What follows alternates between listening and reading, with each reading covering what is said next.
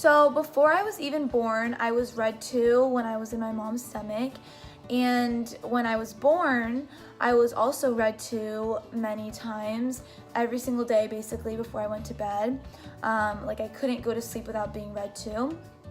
And that's when my story really started. In preschool, we were also being read to a lot, so I started to learn the different letters in the alphabet and what they mean. And then in pre-K, I started to actually like sound things out and sort of learn how to just do the really basics of reading. And here's an interview with my pre-K teacher, Miss Martin. And in pre-K, it's really when I learned how to read and when everything started. Do you remember when I was beginning to read, or if we were just sounding out vowels? Like what were we doing basically in the class? In the classroom, we did a lot of read alouds. So then building your comprehension and having you listen to stories. And then when we would do letter of the week, it was just learning the beginning consonant letters. So making sure that you knew like A, apple, a, things like that. Yes. Yes. You were big into books, and I remember you with your, I think they were pink or purple glasses, and always wanting to listen to a story or be read to. We use phonics. So we break it down. So first it's about learning the letter sounds, and we used a multi-sensory approach too.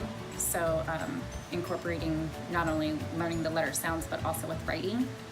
So we would read a story. I had these alphabet books that we'd read, and then you guys would try to come up with a list of words that began with that letter. So if it was like B, then you guys would go around after reading a story that had a lot of objects that started with the letter B. Then you guys would try to come up with the different words that started with the letter B. Like the hungry caterpillar, brown bear, rainbow fish, going on a bear hunt. The most influential book that I read growing up was The Very Hungry Caterpillar.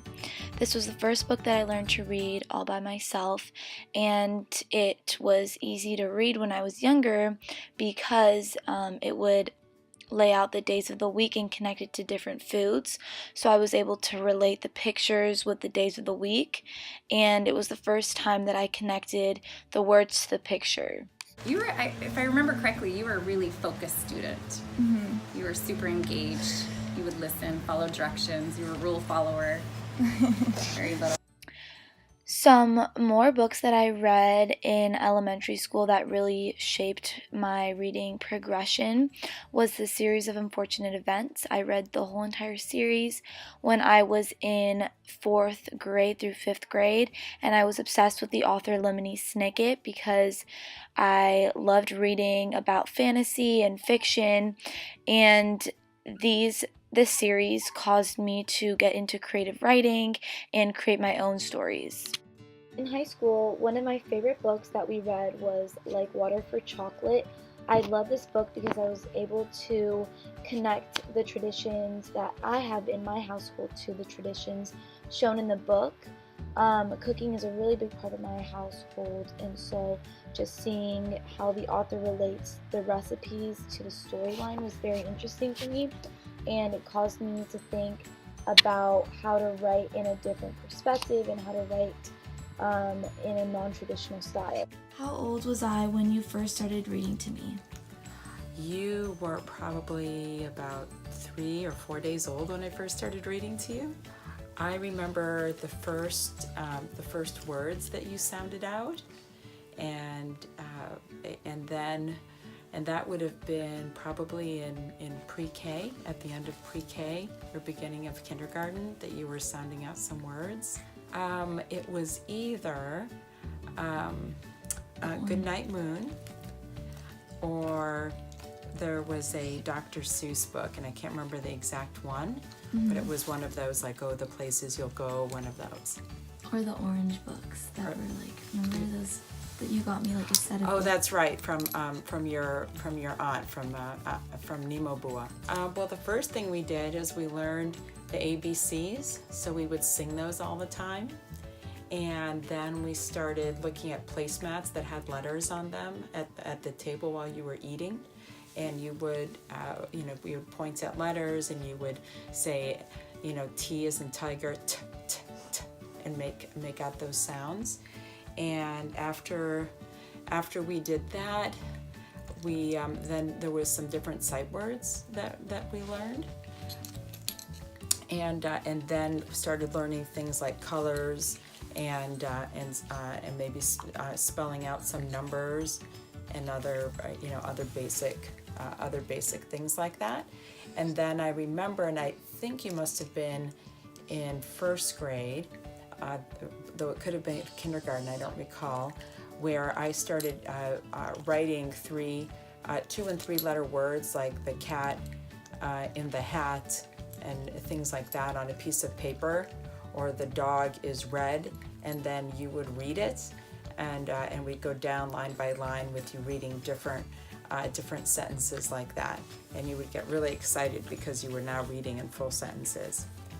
Well, after we did what I just mentioned, at some point your fluency increased dramatically, and then suddenly you weren't just learning to read, but you were reading to learn.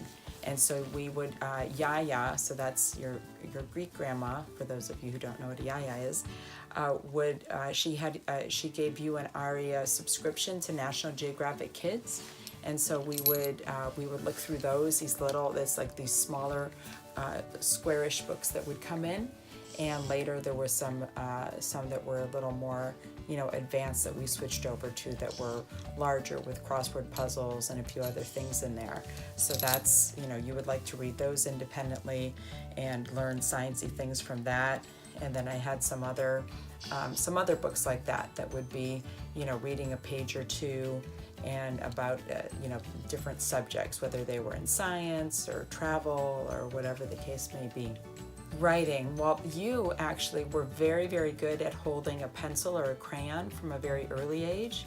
So you were doodling all the time, and you held your pencil really nicely, and had nice control of it from a very young age, actually. And so I would say writing came out, I think, pretty quickly to you, probably in kindergarten, before reading even.